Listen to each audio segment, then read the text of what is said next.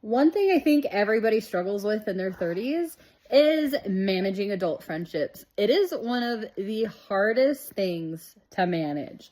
I would wager it's harder to manage than having kids. Over the last couple years, I have really been struggling with adult friendships. I have had a hard time making friends, keeping friends, knowing how to make time for the friends in my marriage and myself and my kids, just all of that stuff. Last year, I went through a the most intense friend breakup I've ever been through. It turned into kind of a harassment situation where I had to file a restraining order, but since there was no she wasn't going to hurt me, so she got served with like a harassment thing. Like, if you keep harassing Clara, there's going to be consequences. So she stopped talking to me. So anyways, back to adult friendships.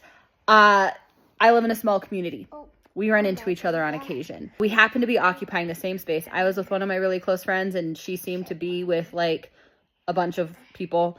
I was talking to my friend who I was there with, and she asked me about it. And I was like, that whole situation, it just made me so grateful for my quality friends. And it has made me really, I no longer desire a quantity of friends. So I'm finally at a place where I am appreciating the quality over the quantity of my relationships.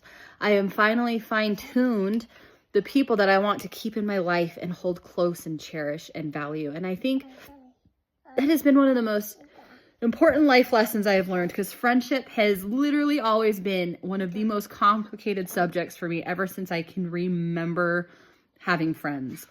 And I'm just so grateful that I finally found that, and that my coach has helped me come to that, and that's just a relationship I figured out for myself. And that's something that I am seeking to help other women with, to repair the relationships with themselves so that they can have better relationships with their children, their spouses, their families, their communities, their friends, and everybody else. Because what it really comes down to is a relationship we have with ourselves.